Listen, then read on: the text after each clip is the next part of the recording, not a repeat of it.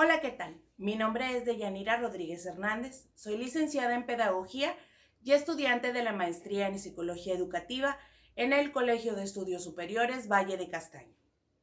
El día de hoy hablaremos un poco sobre el desarrollo infantil, qué debemos observar y algunas pautas que permitirán que hagamos de la educación una tarea más consciente que intuitiva.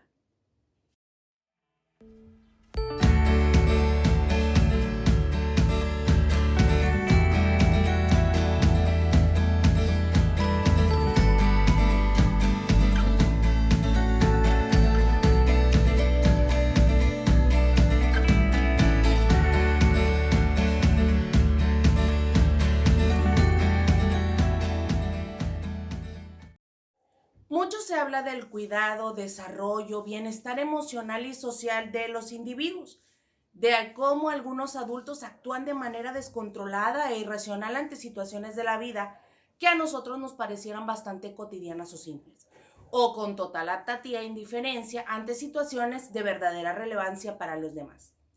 Pero, ¿de dónde viene todo esto? ¿De dónde se origina? ¿Por qué reaccionamos de tal o cual manera? ¿Nuestra personalidad se forma o es innata? Existen múltiples teorías del desarrollo. Cada una se enfoca en diferentes aspectos del desarrollo de un individuo. Sin embargo, no somos seres fragmentados, sino un conjunto, una mezcla, un total, un todo. De ahí que tratemos de ver cada una de estas, pero no de forma aislada, sino como una pieza clave del desarrollo integral, holístico del ser humano. En primera instancia, hablaremos del desarrollo de la psique del individuo, tomando como de referencia a dos grandes teóricos que han sentado las bases para el entendimiento del comportamiento del adulto, basados en el estudio de la primera infancia. Hablamos de Sigmund Freud y de Erik Erikson. Freud nos habla de las pulsiones biológicas que dan origen a las alteraciones emocionales. Estas provienen de las experiencias traumáticas reprimidas de la infancia, es decir, todas las experiencias que el individuo guarda de sí desde el momento de su nacimiento, basándose en la gratificación inmediata bajo el principio del placer. De manera que un individuo que vio satisfechas sus necesidades desde el primer momento en que se presentaron, resulta en alguien impaciente, poco tolerante a la frustración y alejado de la realidad. En cambio, uno al que se le deja de lado, que debe esperar mucho para la satisfacción de estas necesidades, se vuelve apático o poco motivado. Por lo que podemos entender que todo en exceso es poco benéfico o perjudicial para el desarrollo. Por un lado, correr de inmediato cuando el infante tiene la necesidad de alimento, como dejarlo llorar por largos periodos de tiempo, resulta en un desequilibrio emocional en la adultez, dejando una huella de dependencia o desolación en el individuo adulto. Erikson, siendo heredero de la tradición freudiana, realizó aportes significativos para el entendimiento en el desarrollo de la psique. Enfocó sus estudios en la manera en que el individuo se concibe ante la sociedad y cómo se va formando mediante la interacción con este medio. Nos presenta el desarrollo de las virtudes o valores del ser humano a través de la resolución de conflictos, de acuerdo a su edad y etapa.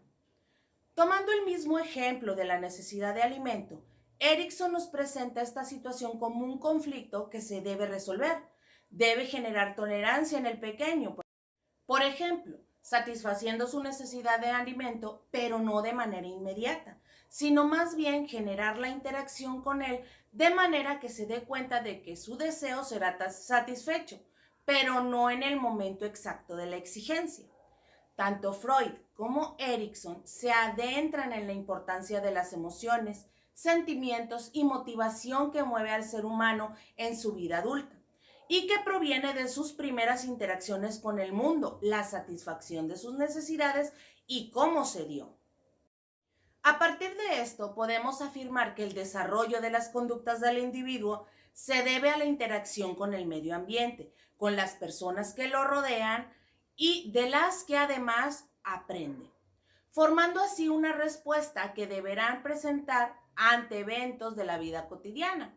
La teoría del aprendizaje nos menciona que a través de las experiencias todo individuo va formando dichas conductas, dependiendo de las respuestas que quieran lograr de un individuo o de un medio social. Estas conductas pueden ser moldeadas o modificadas a través de estímulos que permitan permanecer en un entorno social. Es decir, el individuo observa una respuesta agradable a una acción que realiza y continúa haciéndola.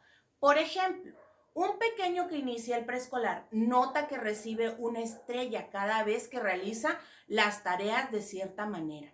Seguirá realizándolas de la misma manera, pues está recibiendo un estímulo positivo a su conducta.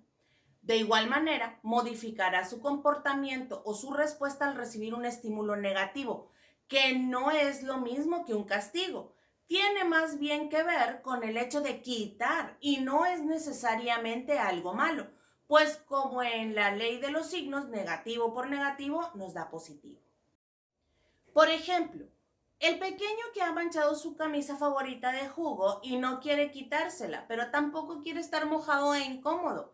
Así que se le retira la camisa y se pone otra. Él ha aprendido que haberse mojado es malo, pero expresarlo traerá satisfacción, pues lo cambiarán y ya no estará mojado.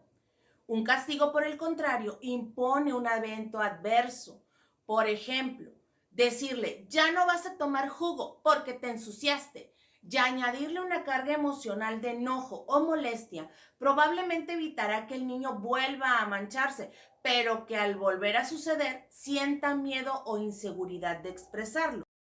Debemos tomar en cuenta que los pequeños están en constante aprendizaje, que observan habitualmente la conducta humana y que nuestras acciones como adultos les muestran el camino a seguir para lograr un fin. Ellos observan, aprenden, imitan y reproducen las conductas de quienes se convierten en sus modelos de comportamiento, estableciendo parámetros claros y que a su parecer son los mejores. Recordemos que los niños hacen lo que han aprendido a hacer mediante la observación y la experimentación de las conductas. Es muy difícil para un niño entender que no debe gritar o golpear cuando se enoja si en casa ve a un adulto, su modelo, hacer lo mismo para lograr algo. Por otra parte, Piaget y Vygotsky nos abren el panorama, nos muestran la manera en la que las estructuras cognitivas del niño se van formando y cómo la inteligencia no está directamente relacionada con las calificaciones escolares, sino más bien con la capacidad mental de aprender, entender, razonar, tomar decisiones y formarse una idea determinada de la realidad en la que se vive.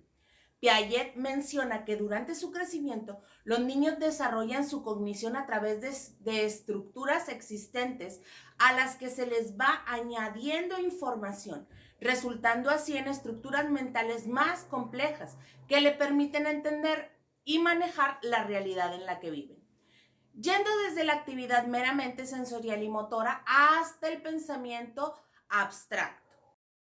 Esta asimilación y acomodación de nueva información a estas estructuras mentales da como resultado muchas veces un desequilibrio que hace que el individuo entienda y razone para poder nuevamente llegar a ese equilibrio de información, formando así estas nuevas estructuras cognitivas más complejas.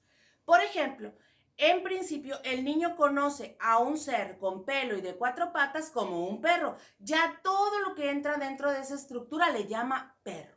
Después identifica el sonido y determina que si hace wow, wow, es un perro y si hace miau, es un gato. Y así en la medida que vaya incrementándose la información, formará nuevas estructuras cognitivas que le permitan saber que no todos los animales de 4 patas son perros. Vygotsky, por su parte, enfoca sus estudios en el desarrollo cognitivo social, es decir, lo que aprendemos de otros que saben más que nosotros. Un desarrollo social en el que, en la medida en la que estamos cerca de aquellos que tienen un conocimiento más amplio o más específico en ciertas áreas, se desarrollará el nuestro. A esto se le llama la zona de desarrollo proximal.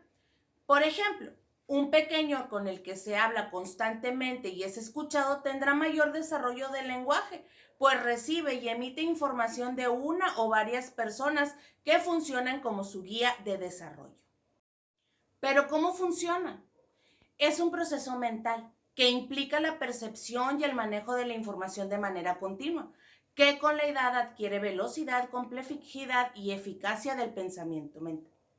Es decir, derivado de la respuesta, la necesidad o estímulo que recibo, decido si la información debe permanecer en mi estructura mental o no y por cuánto tiempo. De esta manera, el individuo se vuelve más eficiente en el proceso y selección de la información, además de en la retención. Es por eso que algunos, como adultos, no recordamos cosas como sacar una raíz cuadrada o cuál es el nombre científico de una rana, debido a que no representa una necesidad o utilidad en nuestra vida cotidiana. Por otra parte, el individuo no se ve como un ser aislado. Vygotsky ya nos lo mencionaba, sino como parte de un contexto social que construye a través del mismo sus aprendizajes. Esto lo podemos analizar de la siguiente manera.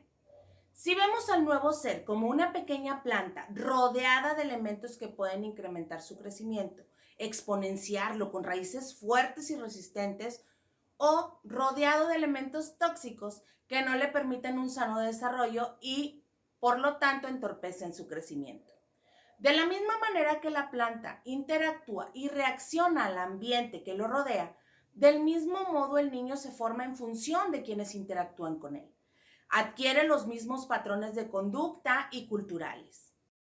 Tomando en cuenta todo lo anterior, uniendo todos los fragmentos del rompecabezas de la psique humana, podemos concluir que los procesos conductuales y de aprendizaje evolucionan de acuerdo a las necesidades sociales y ambientales a las que el individuo se encuentra expuesto.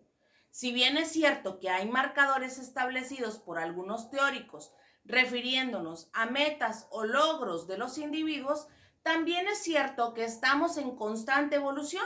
Somos un cúmulo de pensamientos, comportamientos, habilidades individuales y sociales que nos permiten desarrollarnos desde la primera infancia. Nuestro progreso dependerá de nuestras necesidades de aprendizaje y la capacidad de adaptación y socialización con la que contemos, derivadas de nuestras primeras experiencias en la infancia. Todos los excesos desembocan en vicios. No les des toda la atención, pero tampoco los abandones. No seas permisivo, pero tampoco intolerante. Establece límites, consecuencias pertinentes y correctas y acorde a la situación que estás viviendo. Por tu atención, muchas gracias.